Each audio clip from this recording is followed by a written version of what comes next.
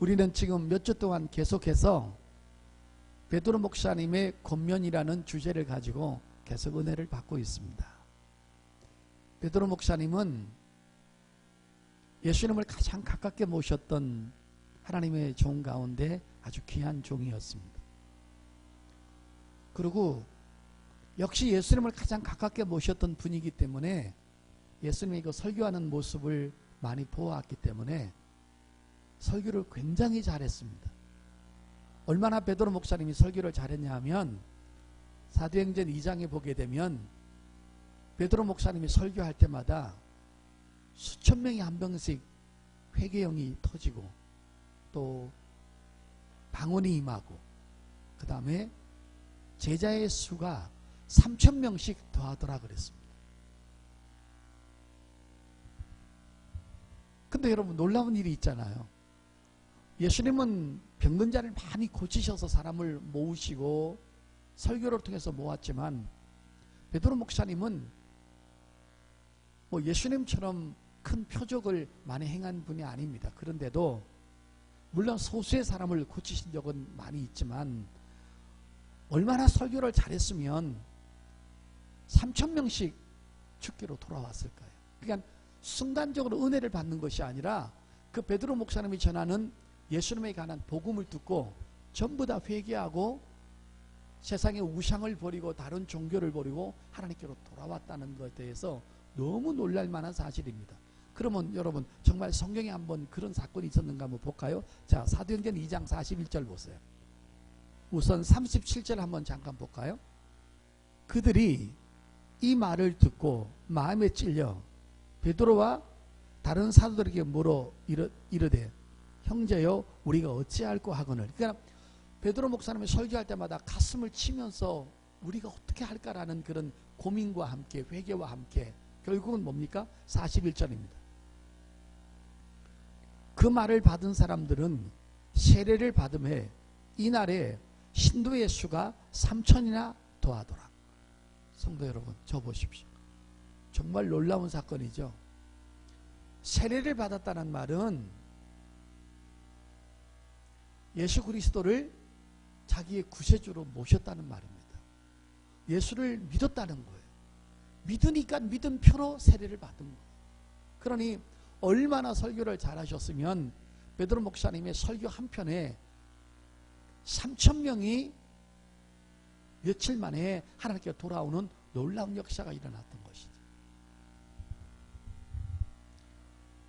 이렇게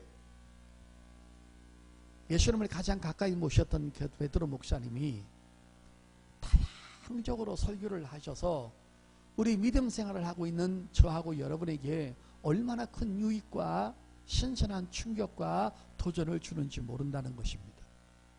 그런데 베드로 목사님께서 쭉 설교하기를 너희는 정신을 차리고 기도하라.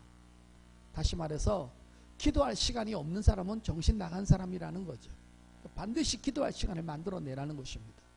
두 번째, 뜨겁게 사랑하라는 것입니다.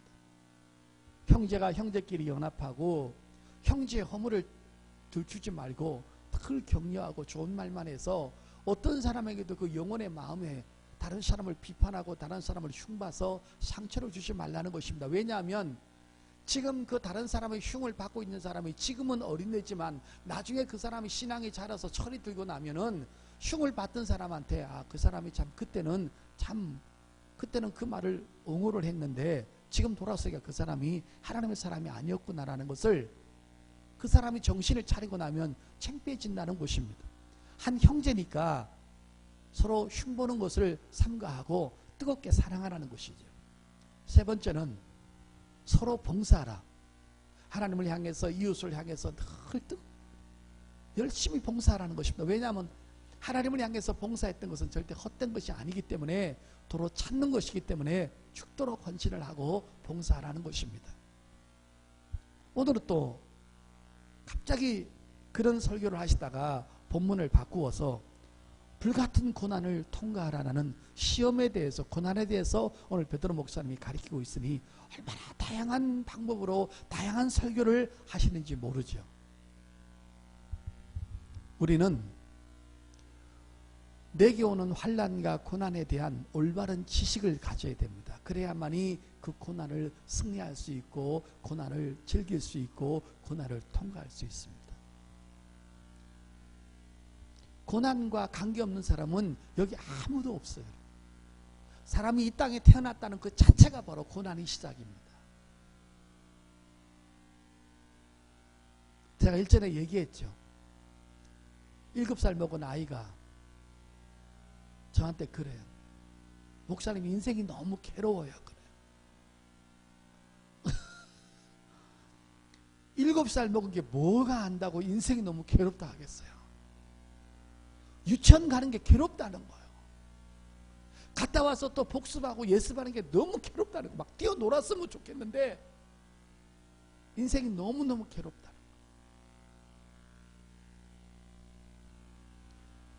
전번에 어디 부흥회 가서 이렇게 헌금 봉투를 읽는데 이 나이 먹도록 지켜주심을 감사합니다. 그래서 봤더니만은 12살 먹은 아이가 너무 힘든 삶을 살다가 12년 사는 동안에 하나님이 지켜주신 내가 너무 감사해서 감사의 물을 드렸더라고요. 나는 이 나이가 나와서 한 60이 된 줄 알았어요. 인생은 고난의 연속이라는 거죠. 아이는 아이대로, 부모는 부모대로, 목사는 목사대로, 장로님은 장로님대로, 권사님은 권사님대로, 중고등부 아이들은 중고등부 아이들, 중고등부 아이들도 보통 고등학교 가기 위해서 몸부림치도록 공부해야죠. 고등학교 되면 대학교 가려고 수능 보느라고 몸부림쳐야죠. 수능 끝나고 나면 좋은 직장 가려고 몸부림쳐야죠. 이거는 뭐 고난의 계속 연속입니다. 자, 오늘 베드로 목사님은 고난을 어떻게 대처해야 될 것인가 되는 아주 깊은 내용을, 이 고난을 잘못 이해하면 여기서 다 무너지고 시험 드는 거예요. 영적 생활에 실패하는 것입니다. 여러분이 당한 여러 가지 고난도 하나님의 은혜로 받아들이는 자세가 필요합니다. 오늘 많은 사람들이 형통하고 축복을 누리는 그런 환경이 오면 하나님 앞에 감사의 예물을 드리고 감사 기도를 하고 하나님의 은혜 감사하다고 뜨겁게 그분한테 고백을 합니다. 축복과 누림과 형통이 왔을 때는 그것을 하나님의 은혜로 생각을 합니다. 그런데 불같은 환난과 불같은 고난과 여러 가지 시험을 당하게 되면 원망과 불평과 좌절을 하면서 하나님 앞에 감사하지도 않고 고난을 은혜로 받아들이는 사람이 없다라는 것입니다. 여기에 문제가 있는 것입니다.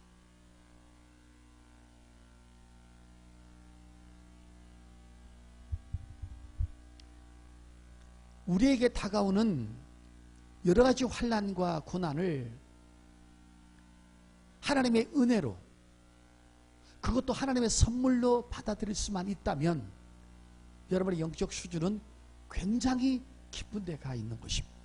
그런데 고난을 원망과 불평으로 받아들이면 아직도 여러분이 초보적인 어린애 단계에 있다는 것입니다. 하나님께서 하나님의 사람들을 이끌어감에 있어서, 하나님께서 하나님의 사람들을 교육시키는 방법에 있어서, 하나님께서 하나님의 사람들을 성장시키고 하나님의 사람으로서 만들어감에 있어서 하나님은 반드시 두 가지를 사용하십니다. 전도서 3장 열겠습니다. 11절에서 13절 제가 읽겠습니다. 하나님이 모든 것을 지으시되 때를 따라 아름답게 하셨고 또 사람들에게 영혼을 사모하는 마음을 주셨느니라. 그러나 하나님이 하시는 일의 시종을 사람으로 측량할 수 없게 하셨도다. 하나님의 일을 우리가 다 이해할 수 없다는 거죠. 사람들이 사는 동안에 기뻐하며 선을 행하는 것보다 더 나은 것이 없는 줄을 내가 알았고 사람마다 먹고 마시는 것과 수고함으로 낙을 누리는 그것이 하나님의 선물인 줄도 또한 알았도다. 여러분 저 보세요. 먹고 마시고 낙을 줄이고 수고하는, 여러분 이 수고가 참 더 고난인 것입니다. 그런데 이 고난도 하나님께 주시는 은혜요 선물이라는 것입니다. 우리는 축복만 선물로 받아들였지, 내게 닥치는 모든 환난과 고난과 여러분의 시련을, 이것을 선물로 받아들인 사람이 얼마 없다라는 것입니다. 우리 사람이 여기에 문제가 있는 것입니다. 여기에서 성령 충만한 사람하고 성령이 덜 충만한 사람하고 육의 사람하고 영의 사람이 구분이 된다는 것입니다. 또 하나 더 보겠습니다. 전도서 7장입니다. 전도서 7장 13절 14절. 하나님께서 행하시는 일을 보라. 하나님께서 굳게 하신 것을 누가 능히 굳게 하겠느냐. 형통한 날에는 기뻐하고, 여러분의 삶 가운데 정말 축복된 날을 형통한, 그럴 때는 기뻐하라는 것입니다. 하나님의 은혜에 대해서 기뻐하라는 것입니다. 감사하라는 것입니다. 그 다음에 곤고한 날에는 되돌아 보아라. 두 가지를 하나님이 병행하게 하사 사람이 그의 장래일을 능히 헤아려 알지 못하게 하셨느니라. 아멘. 여러분, 하나님이 이 두 가지 방법을 끝까지 고수한다는 것입니다. 아침에는 굉장히 기쁜 일이 있는데 저녁에는 슬픈 일이 있을 수 있습니다. 한 달 동안은 늘 행복했는데 그 다음 달에는 늘 행복하지 않는 날도 있다는 것입니다. 1년 동안 늘 건강했는데 어느 날 갑자기 육체의 적신호가 와서 고통의 아픔을 겪을 수가 있다는 것입니다. 모든 사람과 관계가 아름다워서 좋았는데 어느 날 갑자기 내가 알고 있는 모든 관계 속에 사람을 통해서 상처를 받기도 하고 미움이 싹트기도 하고 싸움이 일어나기도 하고 나를 번뇌하게 만들고 분하게도 만들고 기쁘게도 만들어서 잠을 쉽게 잘 때도 있는가 하면 우라통이 터지고 분함 때문에 잠을 자지 못할 때도 있다는 것입니다. 하나님은 항상 두 가지 일을 병행하신다는 겁니다.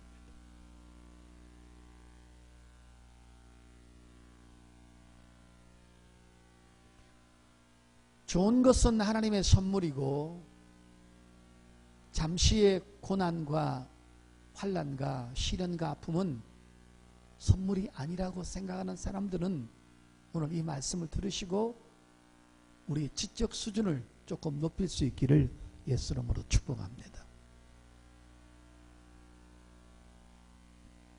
자, 왜 이런 결론이 나오느냐? 제가 여러분에게 지금 구약 성경에서만 이 내용을 찾았는데 신약 성경에는 더 큰 의미를 우리에게 가르쳐주는 내용이 하나 있는데 한번 보겠습니다. 디모데전서 4장입니다. 4절입니다. 하나님께서 지으신 모든 것이 선함에 감사함으로 받으면 버릴 것이 없나니. 성도 여러분, 저 보시길 바랍니다. 하나님께서 여러분에게 만드신 모든 축복과 환경을 감사함으로 받으면 그것이 전부 다 선한 것이 되는 것입니다. 여러분, 하나님 말씀 들을 때 설교도 그렇잖아요. 어떤 날은 여러분이 아무리 억만가지 죄를 짓고 타락하고 범죄하고 하나님 마음 아프게 해도 하나님은 여러분을 사랑하십니다 설교하면 음의 기사로 너무 좋아. 이렇게 좋으신 하나님이 어디 계시?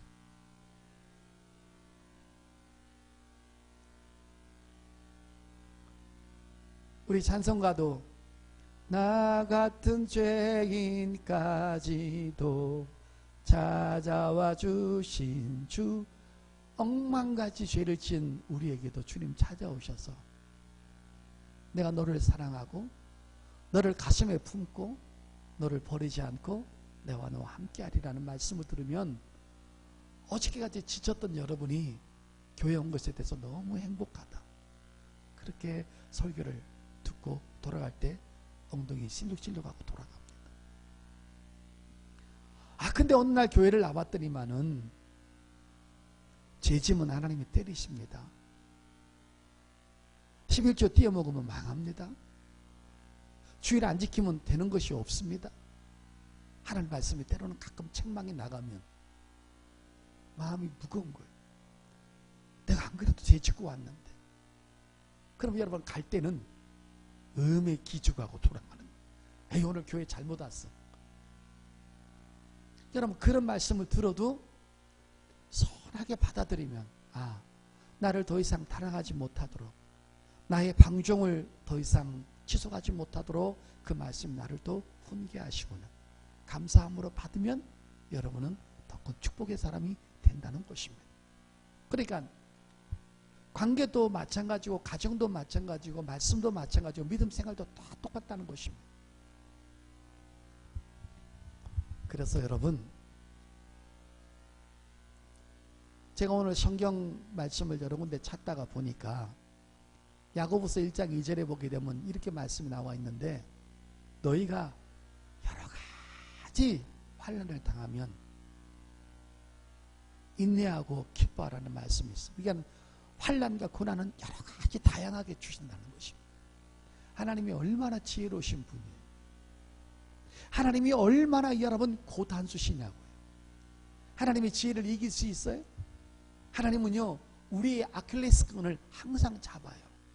그래서 여러분이 조금만 교만하고, 여러분이 조금만 방종하고, 여러분이 조금만 죄를 지면 그걸 탁탁 건드려요. 여러분의 수준에 맞게끔 건드려가지고, 아이고 아버지 너무 아파요 하고 하나님 앞에 돌아오게 만든다는 거예요.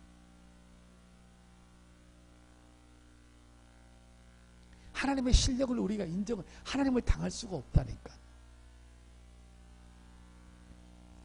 제가 우리 인간이 당하는 고난이 그저 제 지혜로 얼마나 많은가 한번 나열해 볼 테니까 잘 한번 들어보세요. 정치적 고난이 있어요. 어떤 사람이 어떤 장사를 하려고 하는데 정치적으로, 국가적으로, 법적으로 그런 사업을 하면 안 됩니다.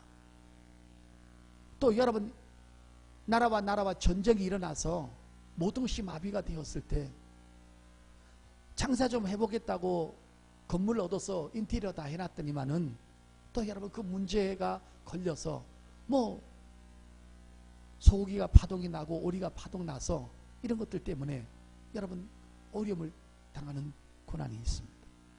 천재지변 때문에 해일이 왔다든지 쓰나미가 왔다든지 또 여러분 전염병 같이 메르스가 왔다든지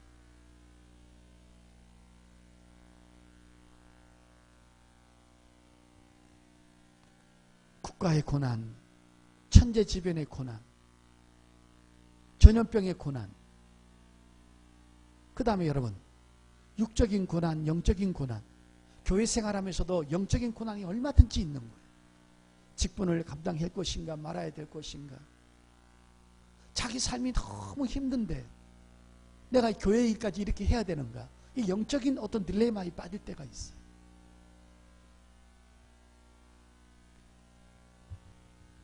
또 여러분 가정의 고난도 올 수 있잖아요. 남편이 문제가 일어날 때도 있고, 아내가 문제가 일어날 때가 있고, 자식이 문제가 일어날 때가 있고, 여러 가지 고난이 있습니다. 그 다음에 그것뿐입니까? 건강했던 몸이 어느 날 적신호가 와서 보니까는 질병의 고난이 큰 고난이 온 것입니다. 환경적인 고난도 있고, 또 이제 영적으로 깊이 들어가 보면 마귀가 주는 고난도 있고, 내가 죄를 지어서 죄 때문에 당하는 고난도 있고, 또 이성적으로 고난을 당할 수가 있어요. 우리는 이 세상을 살아가면서 수도 헤아릴 수 없는 고난이 많이 발생합니다. 교회적인 고난, 또 구역 식구들끼리의 고난, 또 목회자와 성도와의 고난, 성도와 성도끼리의 고난, 많은 그런 고난들이 있습니다. 또 여러분 그것뿐이 아니에요. 선천적인 고난이 있어요. 어느 날 태어나서 보니까는 어디서 태어났어요? 이북에서 태어난 거예요. 여러분 지구상에는 자식들이 자기 의지로 세상에 태어난 사람이 누가 있어요? 태어나다 보니까 이북이고 태어나다 보니까 아프리카인 것입니다. 선천적인 고난이 얼마나 많습니까? 아이가 태어났는데 어느 날 보니까는 아프리카예요. 어느 날 태어나서 보니까 이북이에요. 여러분이 태어날 때 엄마한테 미리 얘기해서 엄마 저 대한민국에서 태어나게 해주세요 하고 얘기해가지고 엄마가 그 말 듣고 여러분 대한민국에 태어난 사람이 그래서 어떻게 태어나다 보니까 대한민국에서 태어나고 태어나다 보니까 미국에서 태어난 거지.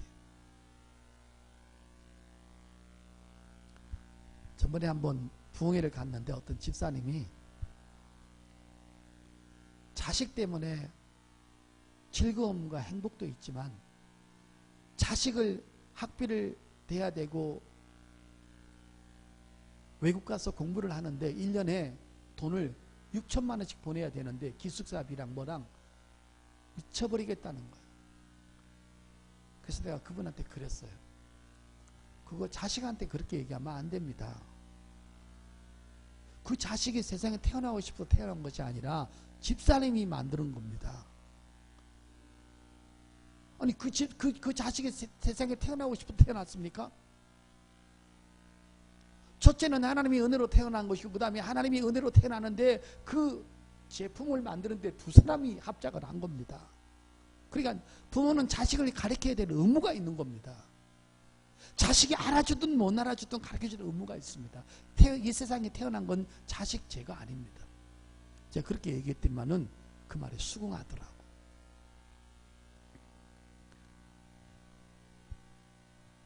그 다음에 고난도 여러 가지가 있는데요. 또 깊은 내용이 뭐냐? 내가 이성으로 이해할 수 있는 고난이 있고 이해 안 되는 고난이 있습니다. 여러분 11조도 잘하고 주일 성수도 잘하고 교회 문제도 일으키지 않고 교회 목사님한테 늘 순종하고 정말 충성하는 집사는 빨리 죽고 11조도 안 하고 주일 성수도 안 하고 헌금도 안 하고 하나님 교회 아무 득이 안 되는 사람은 죽을 생각도 안 하고 90살에도 안 죽는 거예요. 이렇게 어떻게 인간이 이해를 다 하냐는 거예요. 우리 입장에서는 하나님 앞에 열심히 일하고 교회 보탬이 되는 사람이 오래 살고 하나님 앞에 전혀 도움이 안 된 사람을 빨리 돌아갔으면 좋겠지만은 하나님은 또 그게 아니잖아요. 그러니까 이해가 될 수 있는 고난이 있고 이해가 안 되는 고난이 있어요. 또 하나는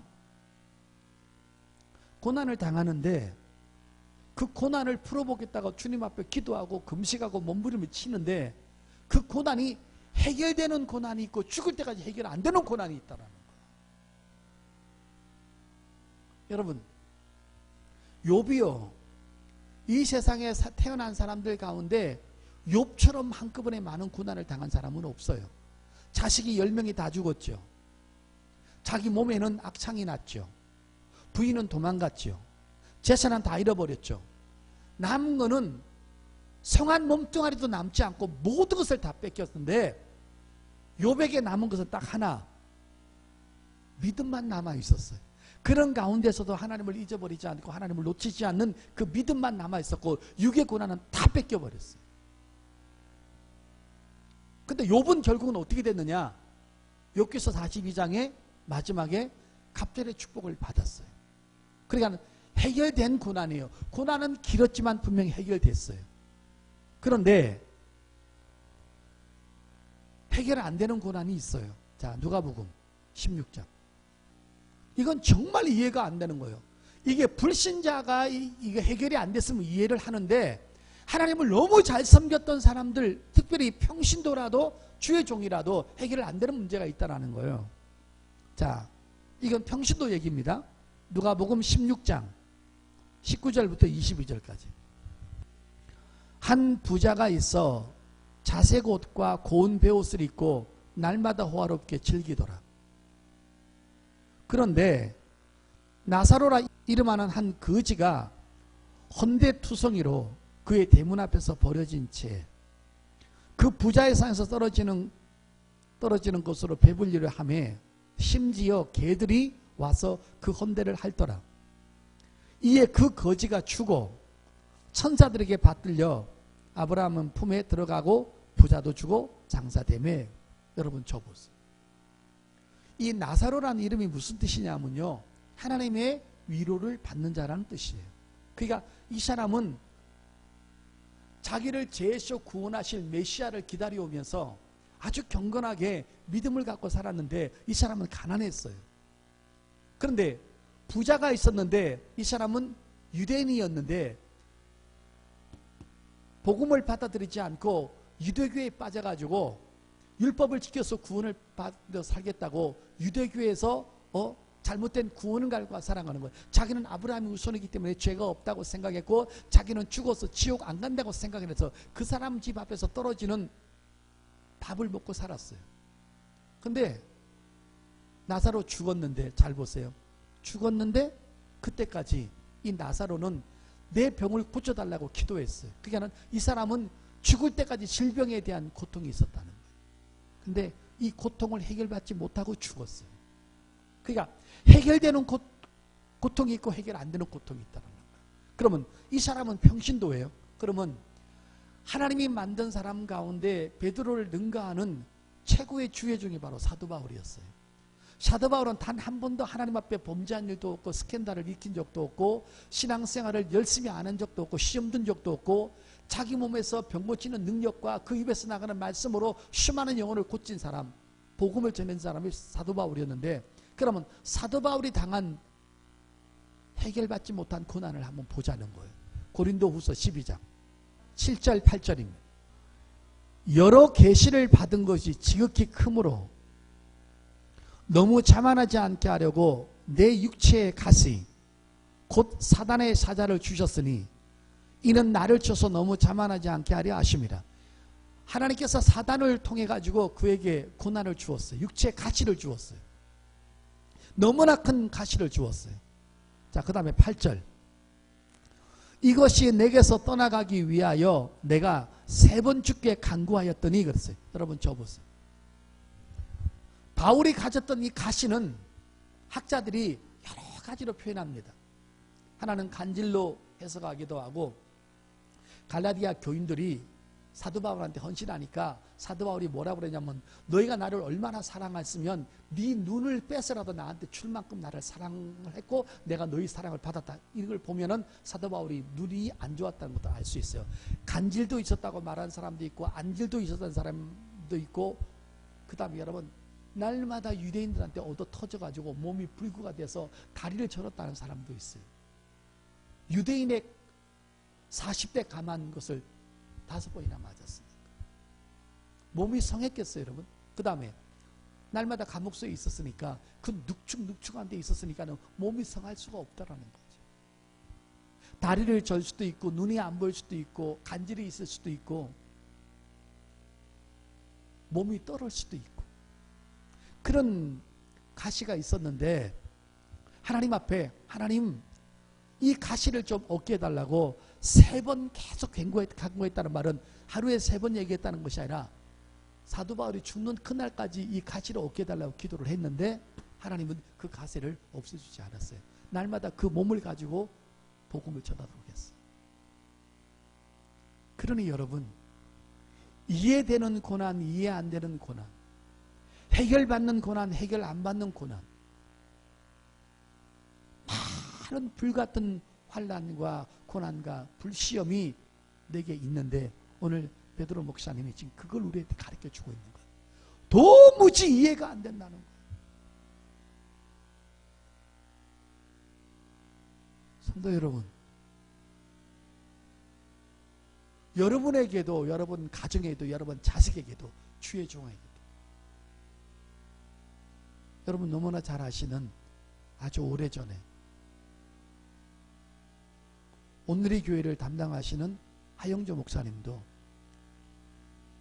간암이 걸려서 6, 7번 수술을 받고 일주일에 3번씩 투석하면서 살았어요. 얼마나 복음을 잘 전하셨던 목사님인지 몰라요. 그런데 결국은 그것을 고침받지 못하고 돌아가셨어요. 또 세문안교회 김동익 목사님은 후두암과 갑상선 암이 2가지가 걸려가지고, 여러분 목회자가 목소리가 생명이잖아요. 근데 갑상선암, 후두암 2개를 걸려서 고생하시다 결국은 돌아가셨어요. 이해되세요? 평신도도 안 걸리는 암을 목사님이 한꺼번에 목에 2가지를 걸렸으니 그게 이해가 되냐 이 말이에요. 사도 바울이 그렇게 늘 기도했는데 고쳐주지 않아요. 오늘 제가 베드로 목사님의 권면 4번째 설교를 하면서 여러분은 과연 여러분이 당하고 있는 고난을 하나님의 선물로, 하나님의 은혜로 받을 수 있는 그런 믿음이 성장되어야 되는데, 우리에게 여러분 고난이 왔을 때 영분별의 은사가 꼭 필요합니다. 이게 아주 중요한 내용. 하나님의 사람이 하나님의 사람답게 살지 못했을 때 받았던 고난은 그 죄를 분명히 회개해야 그 문제가 해결돼요. 귀신이 왔으면 귀신을 쫓아내야 돼요. 그 다음에 하나님이 주시는 테스트의 고난 같으면 반드시 믿음으로 이겨내야 돼요. 아브라함에게도 불같은 고난이 왔잖아요. 네 아들을 제단에 갖다 바쳐라.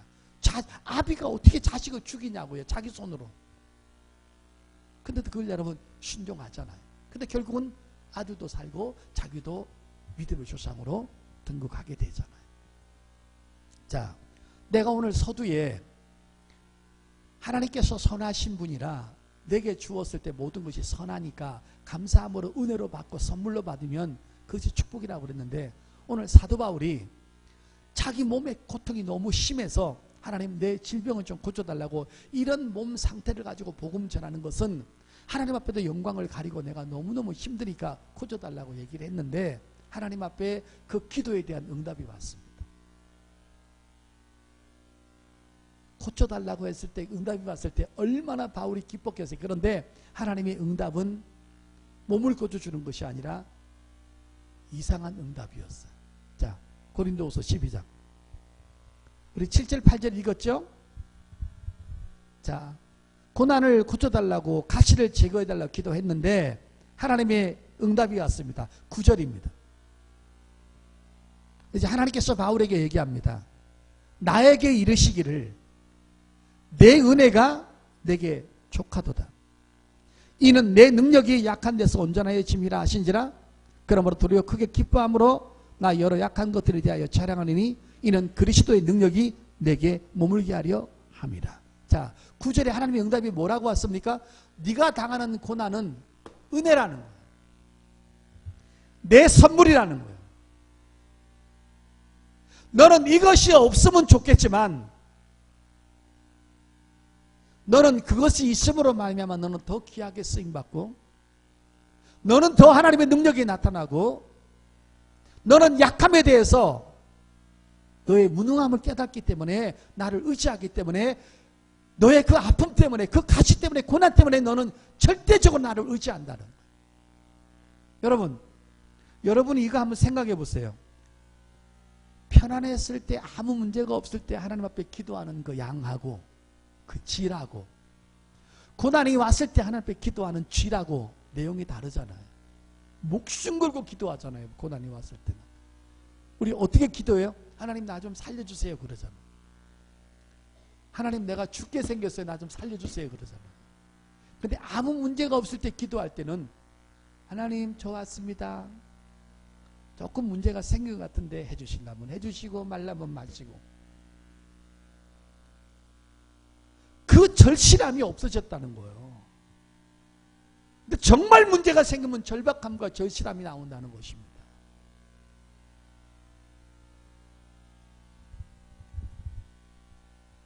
고난을 대처하는 방법은 다음 주까지 계속 이어질 것인데, 오늘 첫 번째 고난을 대처하는 방법 중에 하나는 고난도 하나님의 선물과 하나님의 은혜라는 것을 꼭 기억하시길 바랍니다. 아멘. 마지막으로 그것이 하나님의 은혜요 그것이 하나님의 선물이었다면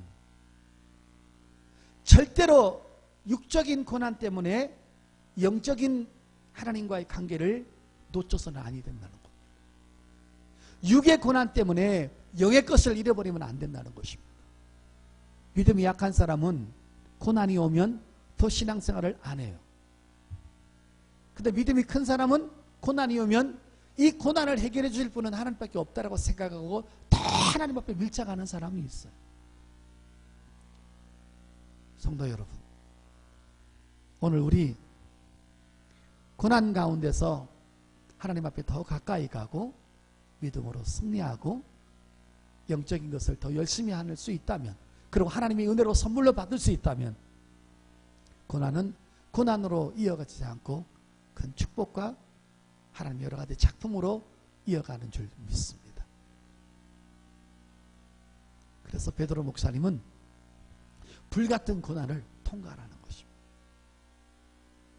한 고난이 끝나면 또 고난이 또 기다리고, 한 고난이 끝나면 또 하나의 고난이 기다립니다.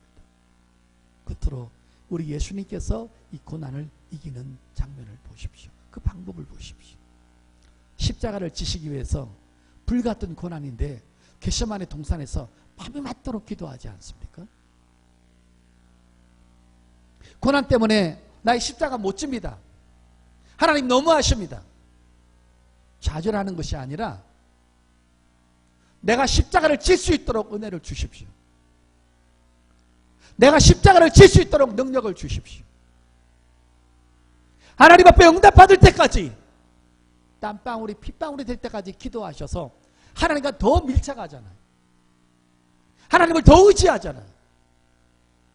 그리고 끝난 다음에 기쁜 마음으로, 가벼운 마음으로 십자가를 짐으로 말미암아 그 고난을 통과했더니만은, 그 고난이 통과한 다음에, 십자가의 고난을 통과한 다음에 십자가의 고난을 딱 지고 나니까 놀라운 역사가 벌어졌잖아요. 하나님의 뜻이 이루어졌죠. 모든 인류가 예수 믿으면 구원받죠. 세 번째, 마귀는 진멸당했죠. 그 다음에 예수님은 하나님 앞에 최고의 영광의 자리로 높여지는 것입니다. 그러니까 고난을 통과하면 통과할수록 나는 신앙이 더 견고해지고 하나님 앞에 더 큰 축복의 자리로 옮겨진다는 것을 믿으시기를 바랍니다. 그래서 고난을 대처하는 방법, 첫 번째는 뭐냐? 하나님의 은혜로 받으라는 것입니다. 그래서 잘 분간해서, 죄 때문에 온 고난이면 죄를 끊어야 되고, 하나님 앞에 불순종해서 온 고난이면 순종해야 되고, 마귀가 주는 고난이면 믿음으로 말씀으로 이겨내야 되고, 하나님이 주는 고난이면 영광스럽게 인내하고 견뎌서 하나님의 놀라운 지혜를 가지고 잘 영분별 은사를 내서 하나님 앞에 놀라운 축복의 사람들 되어질 수 있기를 예수 이름으로 축복합니다.